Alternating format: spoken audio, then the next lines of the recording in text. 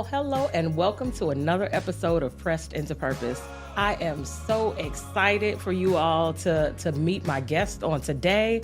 Listen, we have a power-packed panel on today. I did say panel. We have a power-packed panel on today, and we are sharing with some ladies that have experienced life in a way that is wonderful and unique and powerful. And so this season, we're talking about marriage. And today's panel, I am talking to a group of women that have been divorced, but that are far along in their healing journey. So I just want to introduce them to you today. We have Sister Marneshia Hiner. We have Sister Adrienne Crawford. And we have Sister Katina Griffith. And I just want to say welcome, ladies, to Pressed into Purpose. I'm so glad to have y'all here. Thank you for having us here. So I want to start the conversation, and typically I introduce, all of my guests, and I've introduced you and shared your names, but I want you all to tell us a little bit about yourselves. So I'm going to ask that you would take a moment. And if somebody asked you to describe yourself, how would you describe yourself in 3 words? And anybody can start. Well, I'm Marneshia. I would say that I am supportive. I'm the supportive friend. I'm nurturing, and I'm funny. Okay, I got a little laughs in me. Okay. Well, since Marneshia started, since Adrienne. Yeah. Okay, I'm Adrienne. I am a career paralegal professional. So I have a super serious side. I make sure that all the ducks are in a row. But I'm crazy too now. I'm your good girlfriend. I'm your auntie. I'm going to give you the truth. Yes. You might even get prayer. Come on. Give it to the people. Okay. Now would you describe yourself, Katina? Okay, I am Katina. Okay. How would I describe myself? Wow. I am driven. Okay. I would say that I'm very passionate about things that I love. I have 2 sides. I have a side that is quiet. Okay. Because I am a firm believer of letting God pour, right? And when you are a pourer, you have to take those moments to be refilled, right? So I have that quiet side where I'll steal away. But yeah, I got a crazy side like Adrienne. I have the humorous side too. But absolutely. Okay. Yeah. Okay. So we got a good group of serious, but also humorous and laid back, and just we had a good group of ladies today. And y'all know a little bit about me. You know what I'm saying? I'm gonna laugh. Okay. I'm gonna get my laugh on. You know that about me. But I can also get right to it. So let's get into the topic of the day. We are talking about divorce, and some people say it's a dirty word. I don't say it's a dirty word. I say that it is a place of learning if you choose for it to be that. So I'm going to ask each of you, how long were you married? And then how long have you been divorced? So let's start there with Katina. Sure. So I was married almost 20 years. Okay. Really short of 20 years.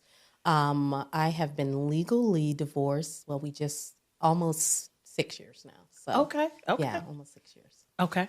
Adrienne? Okay, I'm the Zsa Zsa Gabor of the group. I've been married to 2 separate gentlemen. Okay. Twice each. Really? I circle block on them. Okay. The first one, yeah. Oh, they spent the block. Yes. And so the first gentleman I was married to a grand total of 10 years. Okay. And the second gentleman, around that time, 8, 9, 10 years. Okay. Once we wrapped that thing up. And But and how long since the second divorce? It's been about 6 years. Okay. All right. And Marneshia? So I got married in 2011. We got a divorce in 2017. Okay. But like Adrienne said, we kind of circled the block a couple of times. Okay.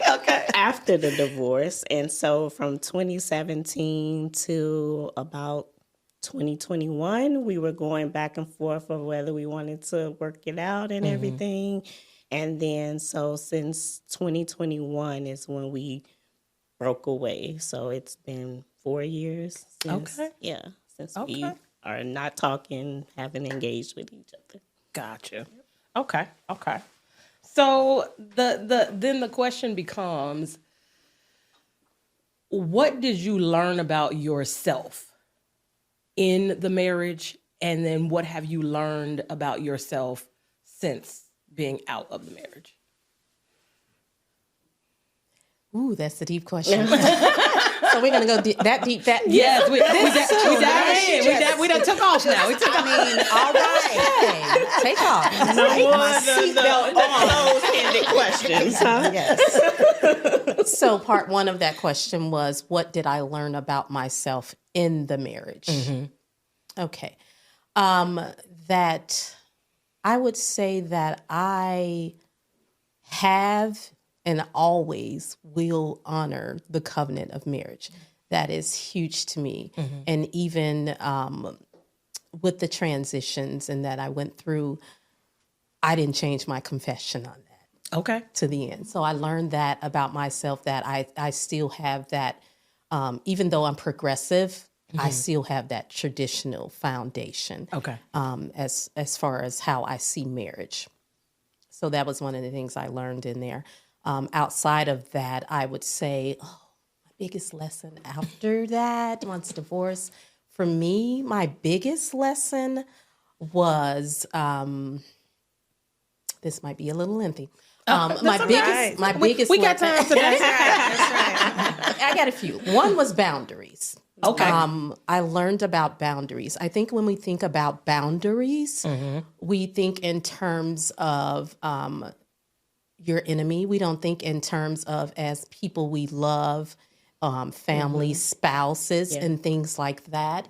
So I learned that even with those that you loved, you have to set boundaries. Absolutely. Yes. If you don't, they'll, it'll continue and it'll get worse as it goes along. It doesn't get better by you saying, oh, well, because I love them. Yes, we have grace and we give grace, but grace doesn't abound so that you can keep sinning in what you're doing. Huh? Yes. Come on, word. Let's just say that with it. So the boundaries is really big. And I think that's an ongoing process for me too, because I think when we love people, we forget about those boundaries. Yes. They fall down. But those God even placed boundaries around us, right? Absolutely. So even with those that you love, you have to have boundaries. And they're not necessarily for the people on the outside. They're really for you. Absolutely. To protect you and to protect your heart and your peace and your joy. So they're really for you. Yes. So that was one of the biggest things I think I learned. The other thing was in marriage, when I was coming up the traditional way, you find somebody, you get along, you're attracted to them, you love them, you fall in love. This is a good spouse. This is a good man. So that's the way that I came from. Well, fast forward. It takes more than love. Yes. Oh my goodness. Yes. So that's a big thing. What they do now? Right. That's it.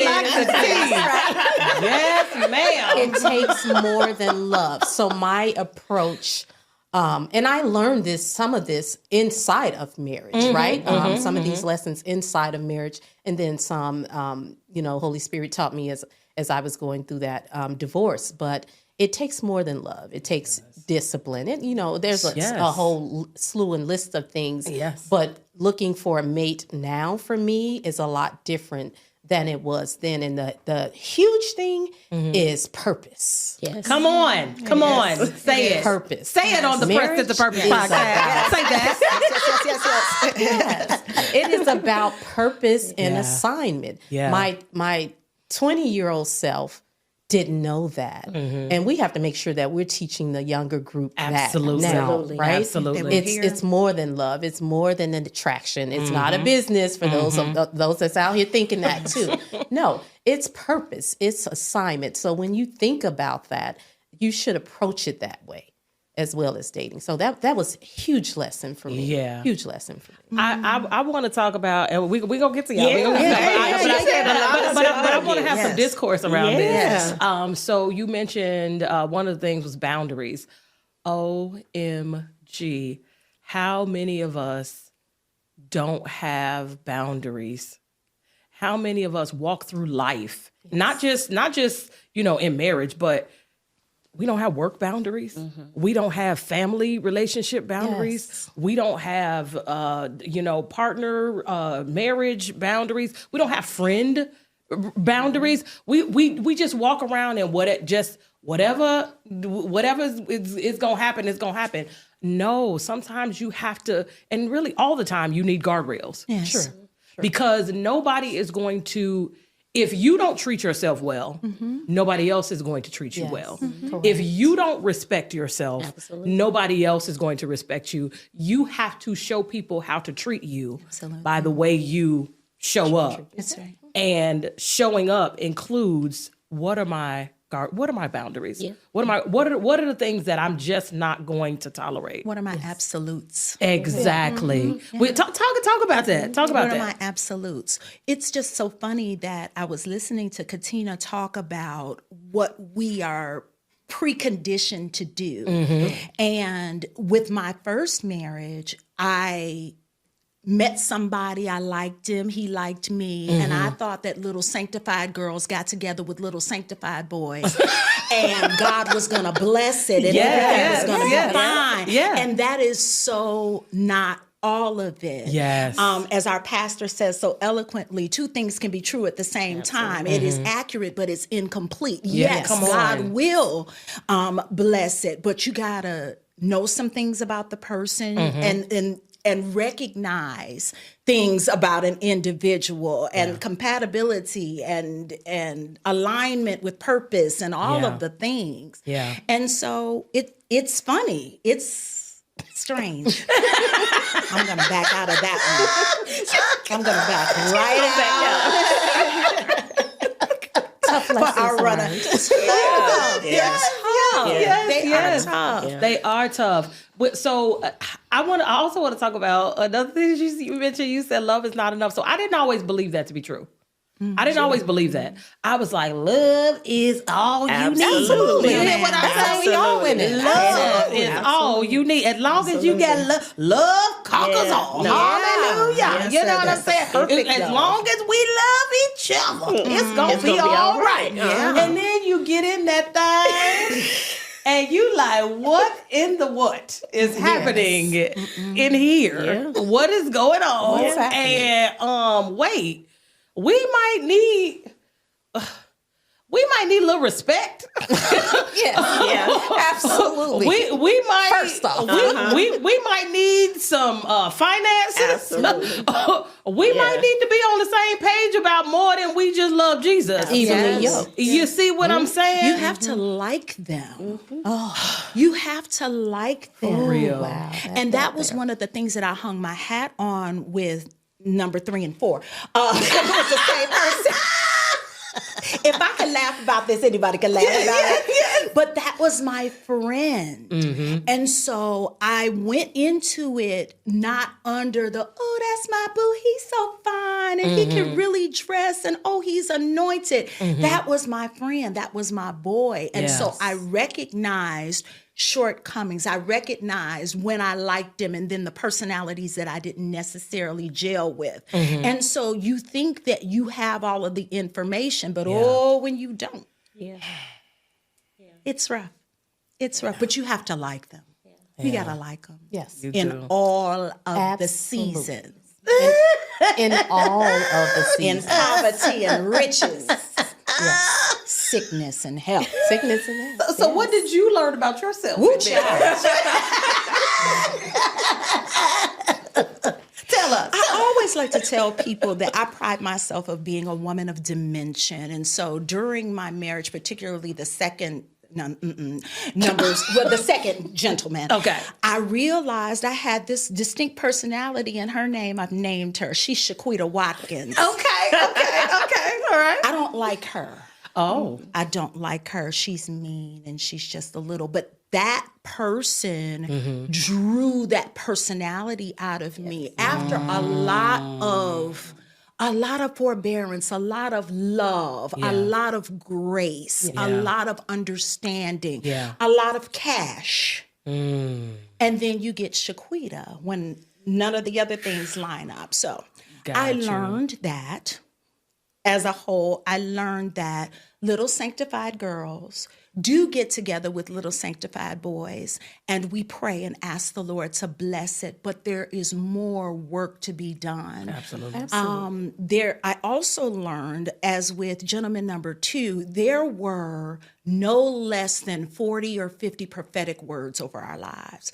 We would be in church services, we're a church culture, and prophets would come and we would be on opposite sides of the room serving, and they would connect us in the spirit and say, do you know this woman, or do you know this guy? And thus saith the Lord. And we began to believe what God had spoken, but there's got to be a condition to every prophetic word. We believed it and walked out on it. But as you walk out on it, you have some parts to play. Absolutely. Otherwise, you begin to treat it like a magic trick. Absolutely. Like, he that findeth a wife obtaineth favor from the Lord. And you want the favor, but you don't want to be the covering. All right, I'm done. You gotta, this is work. Yes, it is. If I've learned Yes, it nothing is. else about marriage, I've learned that it is work. It is work. And so I knew it was work going in, y'all, but what I didn't know that I was going to have to keep working. Yes. That was the part that I felt like No after about retirement package. 6 years, we was going to be able to coast. And when the coast never came, I was like, what is happening right now? So you dig in. It's continual. Yes. It is continual. And not just in marriage, but any relationship, right? Yeah. In order for you to grow, it is a continual process. And I am a firm believer that all the fruits of the spirits, all of that is practice in marriage. Absolutely. You listen. Every last. How else are we going to obtain it? You obtain it in relationship, Yes. right? Yes. How do I know peace unless I have chaos? And and I learn how to respond to that. What does God say about that? How should I respond to my mate and how my partner unless I have it? If we did more of that, God, how do I respond instead of just responding in our flesh? Yes. If we did so much more of that, oh my God, and it don't have to be a shanana, you know what I'm saying? But just a moment. Yes. Just pause for a moment. But before I say something, Yes. Okay, I don't need to say that. Okay. Because a lot of times God be trying to stop us. Yeah. He really does. He does. He like, don't, and we like, and let me tell you, you know what I'm saying? And God is like, we look up at Shaquita's I had it, Yes. I had it, but you just snatched it right on out my hand, and now we all off over here. You know what I'm saying? And then now we in territory we can't even come back from, because we didn't listen to that still small voice and said, don't say that. And words do hurt. They really do. They do. They really The biggest do. lie ever told is that they don't hurt. They do hurt, and some things Absolutely do. are hard to come back from. Yes. Absolutely. There's life or death in the tongue. Yes, yes. We have to choose, how we're going to build with that brick that we're given. Are you going to help me build this house? Are you going to tear it down Yes. with that brick? Are you going to throw bricks at me and tear this house down? Right. Absolutely. Yeah, we're all guilty of those moments. Yeah. Absolutely. Miss Marneshia, tell us. Ooh, so I echo everything that Katina and Adrienne said, but one thing that I would say is, for me, what I learned about myself within the marriage, I was a wife and I had the characteristics, but I didn't have the tools to be a wife. Okay. You Unpack know, that for us.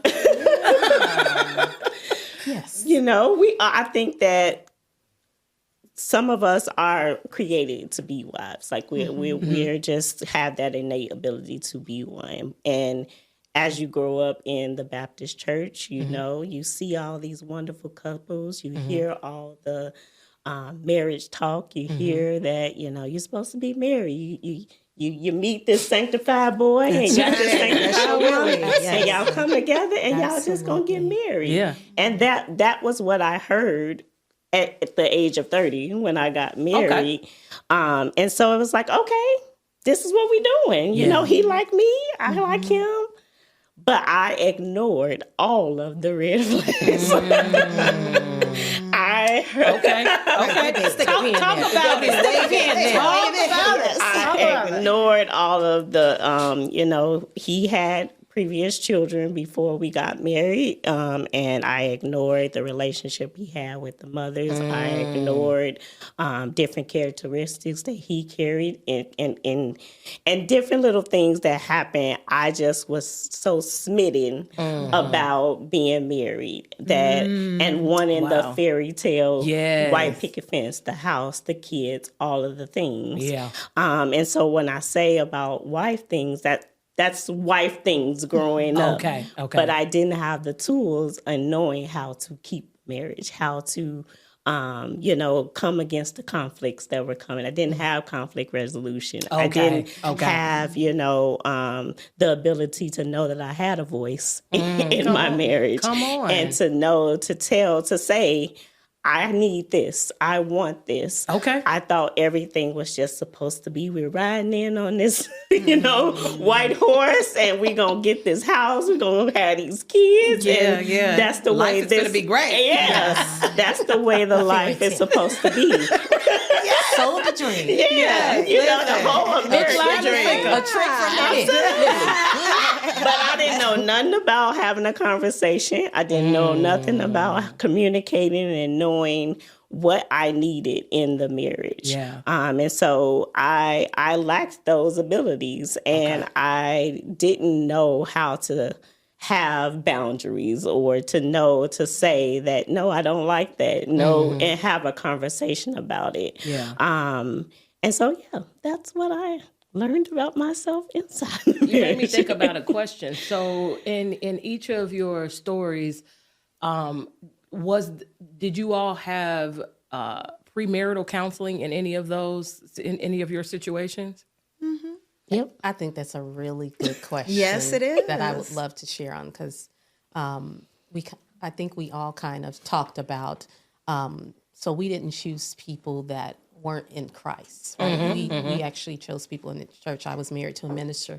One of the biggest facades, I believe, that the enemy put on us was that you both saved, you know the word, you'll be okay. Right? From my end, I thought there was more. We needed to do counseling. From his end, he was like, we're straight. We're good. We both go to church. We're in Christ. And that gave the enemy a foothold, right? Because I was in there and I still did my work outside of him, which is, I think it's very strange. So I still did some marital counseling, which was outside of him, right? Prior before the prior to the marriage, you know, because he's just like, oh yeah, I can't make it, but we're good, you know. Even, you know, his mentor who was married us, he even said like, oh, you guys are good. And I think that was the biggest trick. Like I was doing my due diligence to equip myself, but my mate wasn't. And I think a lot of that was why we had a lot of strife, right? Because it was, you know, his concept may have been, I'm saved, so we good. I'm just going to know what to do. But you haven't walked out those fruits of the Spirit. Yeah. You know, that's a trick of the enemy. You know, you need more in common than, okay, we clap on the 2 and the 4 and the 3. And, you know, 3 and 4. Right. We both know who God is. Yeah. But have you sat with God? Are we living and becoming those Right. teachings? Yes. I was about becoming those teachings. Right. You have to have someone who understands that you should always be growing. Yes. There's always work to do. You just can't be like, oh, I've arrived. I think that's the biggest Because trick. we've never arrived. If you're still alive, arrived. you have not arrived. Never. Listen. Never. And You have not. I think that is one of the biggest tricks and why a lot of people are getting divorced. You think you've arrived. You know, Yeah. we're speaking from a Christian perspective, and we know God. And, Right. and we know the word. But I think it's a trick. Oh, I know I'm not knowing the word. No, there's still work to do to every promise. There's always a condition listed before every promise. There's still work to do. And when you get in a space, both spouses, whatever side is, where you think you don't have to work, that's when the enemy Yes, is that's like, dangerous. Oh, it's my Absolutely. foot. Yeah. Yes. Let me step on it. Yes. Let me Yes. step on it. All he needs is a little crack. Yes. And he will walk right on in and test some start to test stuff. And he don't come in all the time like with the sledgehammer. He just come in Little thoughts. little thoughts. Yeah. It's a gradual little, process. little things that'll happen, and then you like, wait a minute, no, that ain't that. That can't be that. And you brush it off, and then that same little thing come back up, maybe a year later, and you like, well, no, that ain't. We're not looking at the patterns. No. We're not, because we're thinking it's an isolated situation. Let me ask this question. We talked about this a little bit before we start recording, but in a lot of African American homes, we were told, Sure. what happened in this house, stay in this house. You don't go spreading your business. You don't go, talking about what happens here. Our parents' generation, that was what we were taught. Now we're coming to a different understanding that no, you don't have to tell every detail of your business, but you do need somebody to talk to. Yeah. Yes. You do need and not just anybody to talk to. Right. You need somebody that has some wisdom. Yeah. You need somebody who has your best interest Yes. at heart. And so can we talk about a village? Like, Yes. do you have, or did you have a village at that time? Do you have a village now? And like, let's just in the marriage. Let's talk about in the marriage. Did you have a village, or at least somebody that you could reach out to and talk to that would give you sound advice that wasn't, and I gotta put this on there, that wasn't based solely on their experience? Because, sometimes people mean well and all they have is their experience, but wisdom goes past your experience. Yeah. Yes.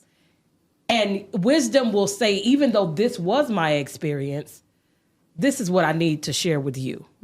So did you have a village that was able to share some wisdom with you during that time? Okay, I'll go first. So the interesting thing is, a group of us all kind of got married around at the same time and had our children. Okay. So it's like 6, wives, and all their husbands are ministers. So we were all kind of doing this thing together. Okay, right? okay. So I would say to lean on them for wisdom, nah. Yeah. There were I had, people outside of, I would say, the church. I wouldn't lean on them. Okay. Just from seeing how they dealt with relationships, right? So like you said, we were taught, be quiet, you don't tell people your business. I did have one older couple once in the church who I admired, right? Okay. Just their interaction, and they had been married like 40-something years at that time. Okay. And I got some really bad advice from them. I would never forget that. So, you know, you have to use discernment. Yes. Yes. You have to use discernment. So I would say I didn't really have that village. I almost, and I don't say this to boast, I almost felt like what I knew and what God was teaching me was ahead of what they knew. Oh my gosh, yes. That was a tough place to be in. So what I did is I went internal and I just talked to God and I just covered his nakedness, you know. So you didn't know. No one would have ever known. They were all shocked when I'm like, oh yeah, we're not together anymore, because that's how well I covered his nakedness. And that's what we should do. Don't get me wrong. As a spouse, Absolutely. we should be covering each other's nakedness. Yes. But it would have been great to have a couple that had been in this thing some time. And I did meet a couple later on, you know, in the thing, who kind of affirmed some things to me. But by that time, you know, It was too far gone. it was too far gone. You know what I mean? It would have been great to have a mentor. And when I say mentor, somebody married 20 plus years. Say that again for the 20 plus years, people. because you need to go through some things, some seasons first, right? And you need some biblical foundation. You shouldn't be listening to anybody about relationships that does not have a biblical foundation. They'll send you off every time. Don't do that. So I would just shut down, because I was like, okay, well, I can't talk to you because, you know, y'all cheating. One of y'all cheating. I see you. Like I did not have that. I wish I would have, but I thank God for our help of the Holy Ghost, because that's who I took it to. Okay. Yeah. Okay. Yeah. I think for me, it was all couples within the church that I was going to. So we created a life group, and so we yeah, I thought it was nice. So we were amongst these couples that, you know, some had some tenure up on us, but some were fairly newly married as well too. But it also it kind of got murky because they started to feel some type of way about my husband or knew some things about him. And so it kind of got murky because it was almost like it was going against him, and it would put me in an awkward position because it Was it too intimate too fast? I think it was too intimate too fast, and it changed. It's an interesting dynamic because it was the church that I was going to, and so he was brought into the church. So some of those people were already my friends before, and so he just came into the fold. Gotcha. And so it was kind of, you know. I mean, that's different. That's different. Yeah, and so, you know, we tried to, you know, have these relationships with them, and it started off okay. Yeah. But it also wasn't good. You know, we didn't have good information that was given to us to be able to sustain our marriage. And so we started to get outside counsel from, you know, people that had been married longer than us. But then he got to a space that he didn't want to do that anymore. And I felt like, you know, it was because he didn't want to uncover some of the things about himself to people, because he was walking in a ministerial position. And so it was kind of like he didn't want to uncover himself as to make him look bad and look a certain way. And so it almost was like we would have one meeting with, and it would go good, and then he was like, no, I don't want to go back. And so because when we go back, we're gonna have to get deeper. It's going to expose some areas that I don't want to expose, and some of the areas that I haven't even told you that you're going to find out. I eventually found out later, but listen, and this is really tickling me because it brought to a memory that what I forgot that happened. So we did counsel with one couple I remember, and I'll never forget that. He was the same way, right? Because he was in a ministerial position. And you have to cover them, right? Yes. You can't go to, you got to use discernment who you can talk to. Absolutely. You can't share with everybody. Absolutely. So, I get the secrecy and everything, but we should have been praying for the Lord to send us someone to do that. But we did have a couple, this one couple, and we did counseling with them. I would never forget this moment, right? Because I'm just like, yeah, finally, they're gonna hear. I can tell them, Listen, come about what he doing to have these closed doors. Look, because we don't know if we want to talk about it, so we want to talk about that person, right? And Lord, we came up in this couple's house, and he was like, "Baby, let me pull out your seed. How you do? You want some water? You want All anything?" the things. And I'm looking Keeping at him like, keeping up appearances. I say, and I'm very transparent. I don't know how else to be. That's just how God made me. That's how He made me. I don't do phony. And so I was like, they was like, "So we ready to begin? Katina, you want to start?" I say, let's pause first. And they was like, "What?" I said, "I don't know this man."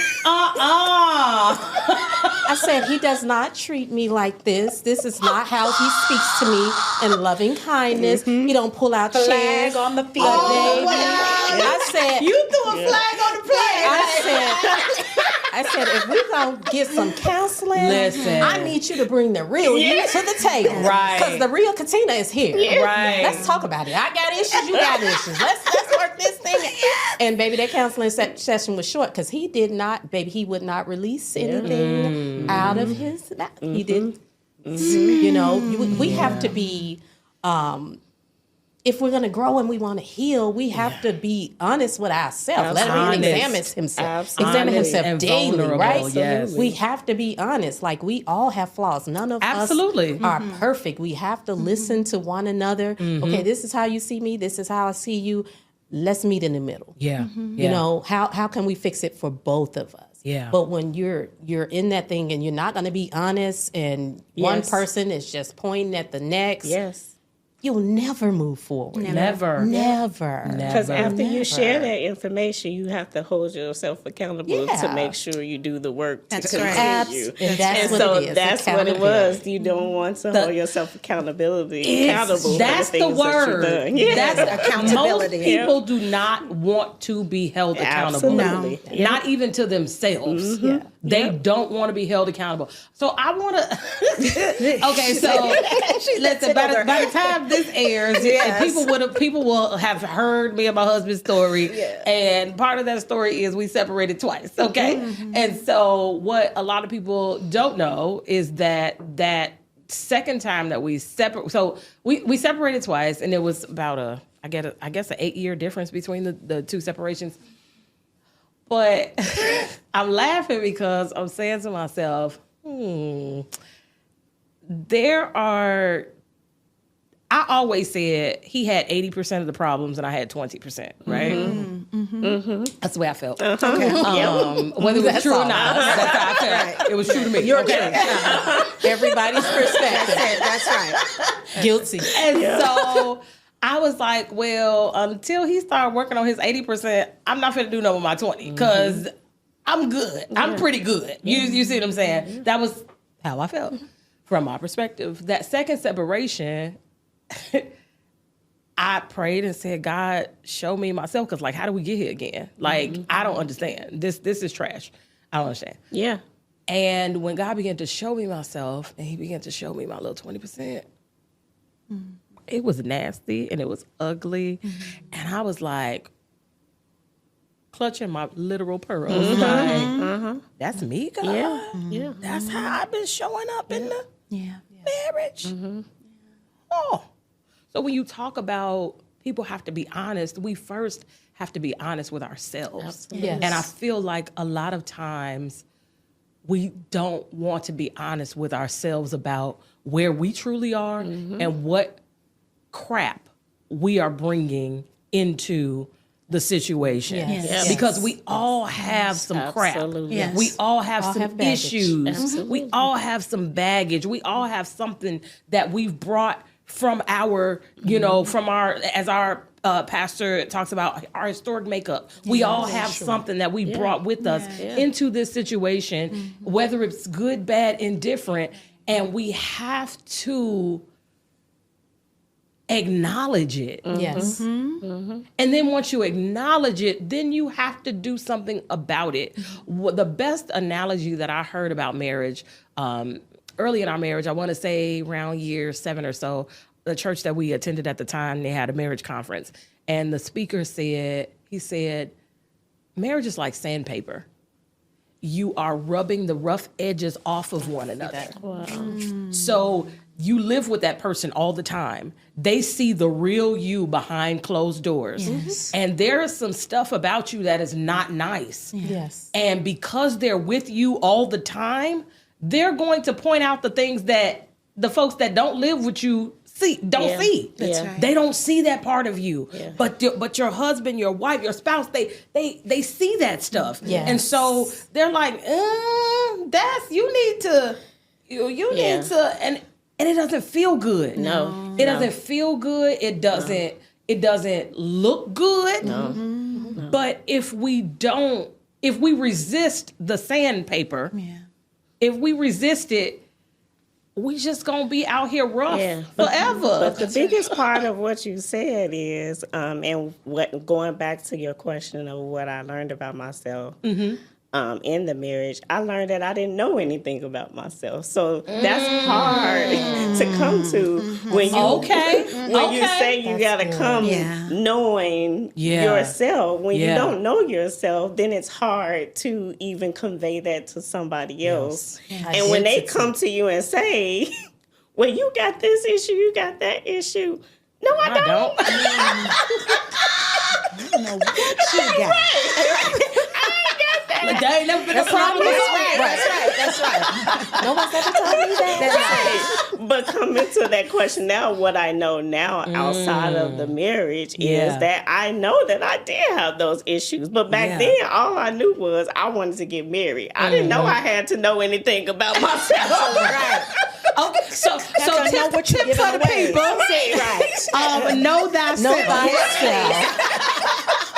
Identity is very important before getting into a relationship. Absolutely. I ain't get to share nothing. Because your self-esteem, you don't know what you're giving away. You don't know what you're sharing. You don't know what needs to be fine-tuned. You don't know what needs. And marriage is sandpaper, but it's also a mirror. Yes. Oh, yeah. And so the thing that is ugliest and most insecure and most evil shows up in that mirror when you get married, and you got to look that booger in the face and deal with that thing because it shows up in your spouse, whether you receive it or not. So dealing with it, what does that mean to deal with it? Like once you see something or recognize something about yourself, or once somebody has pointed something out, what does it mean to deal with it?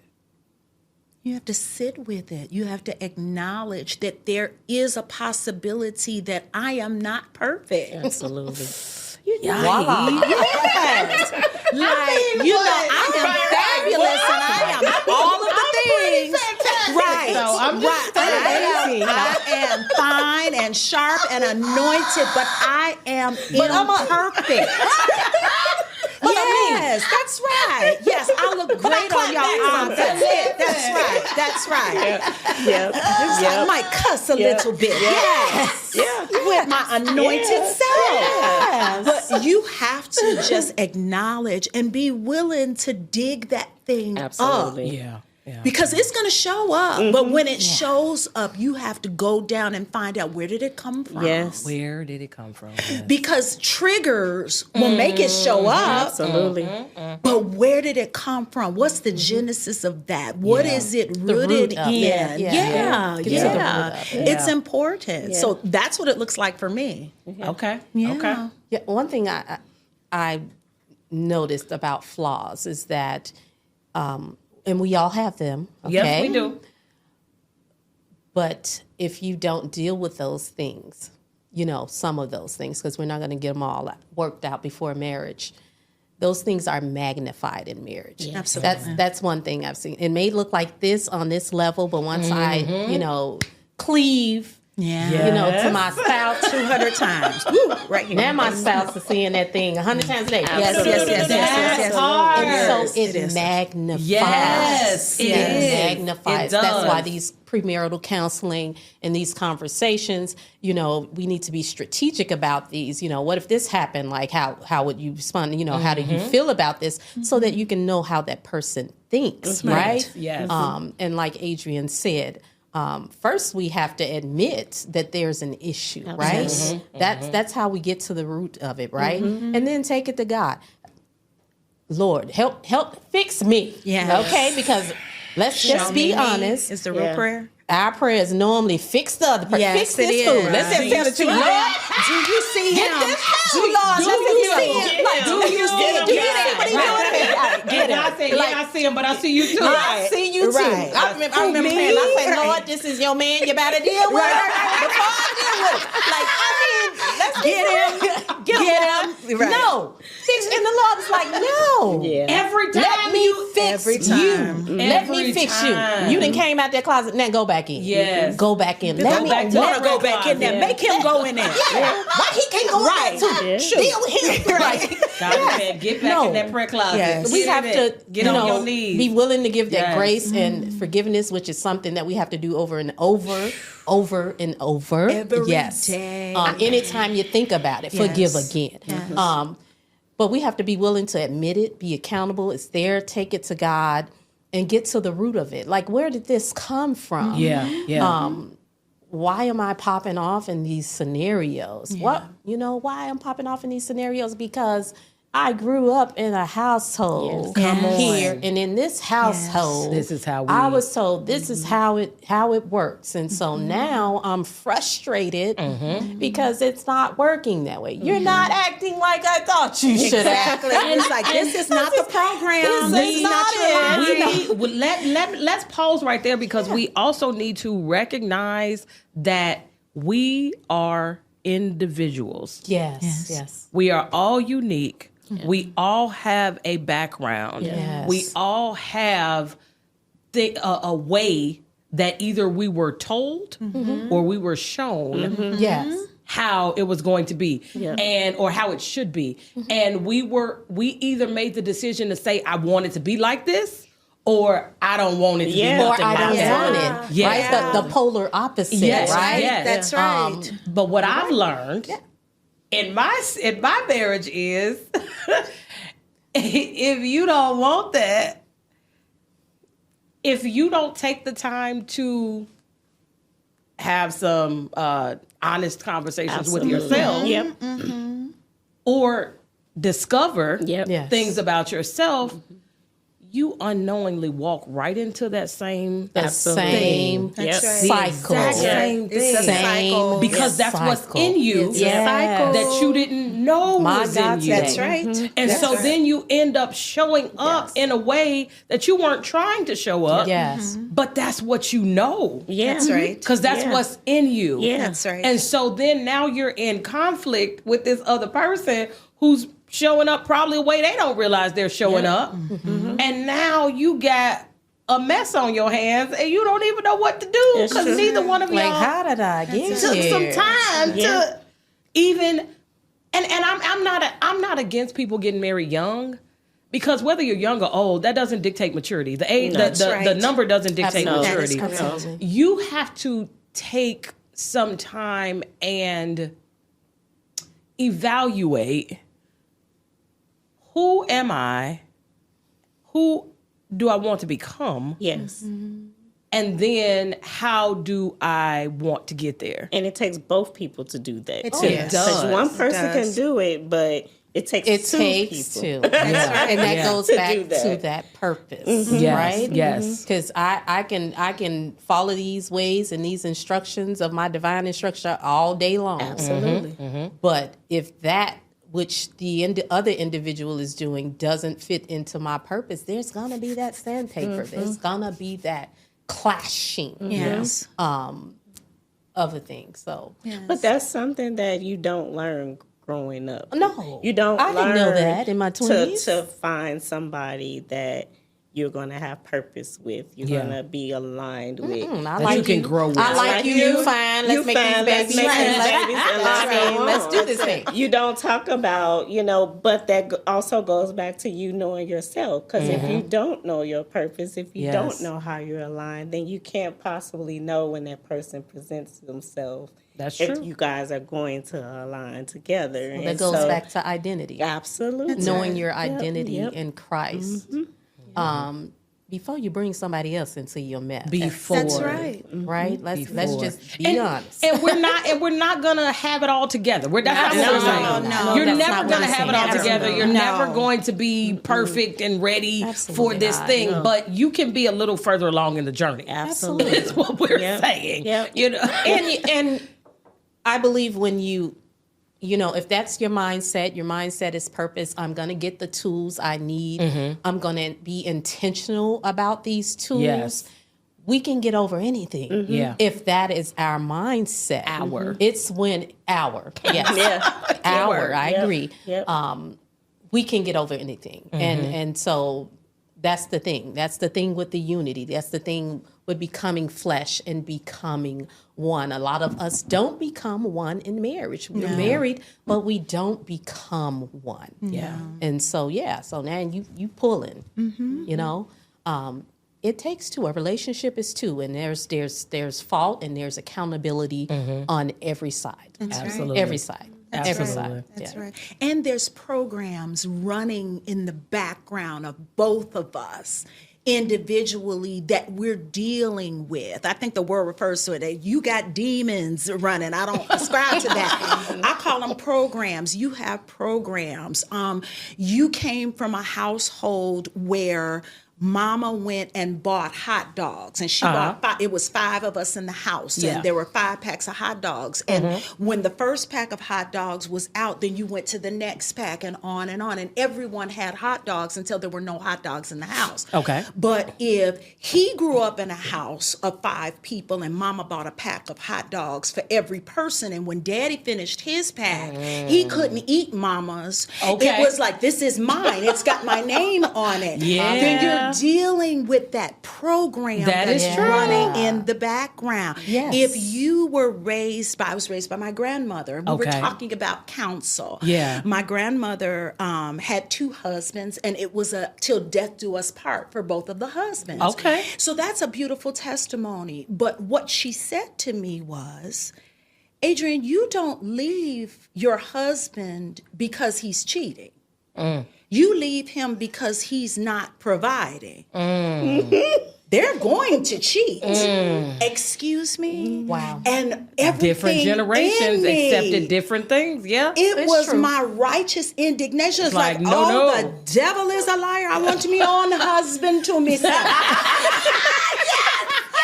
I will not share him with no woman.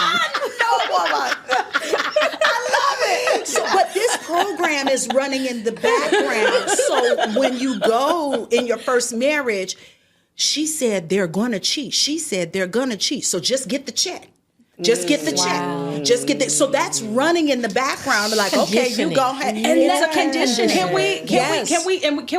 Can we unpack that a little bit, because I don't want to skim over that, because that's a generational thing. It is. Because it really is. In our parents' generation and our grandparents' generation, women didn't have a lot of the rights or privileges They didn't that leave we either. have. They didn't leave. That we had to, and because That's why, one though. of the reasons why they didn't leave is because they would have been in financial ruin. He's the pot and the window. You see what I'm saying? And so they didn't have the education Yes, either, right? that's true. It wasn't So many long different before things. women even Yeah. got rights. It really Exact- hasn't been that long. I am the first person in my family to be born with all of my, the woman in my family. I have 3 older sisters, and of course a mother.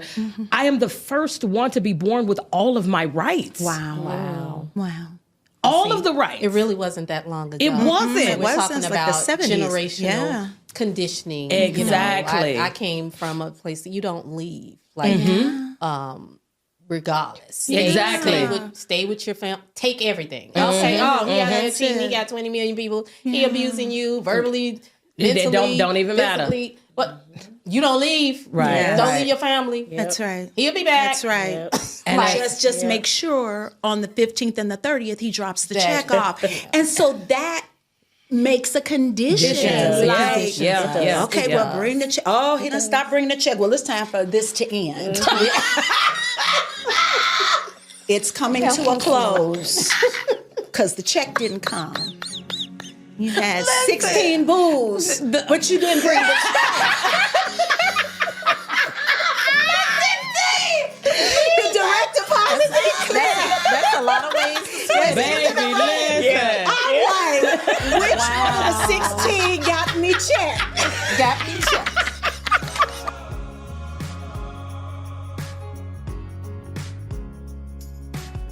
On the next episode of Pressed into Purpose, choosing to heal. What does that look like? It starts and ends with being 100% honest about how you feel. Okay. It is a day-to-day, sometimes hour-to-hour, and because it is a death, it steps through the stages of grief. Mm-hmm. You are going to be angry. You are going to be in denial. You are going to accept eventually.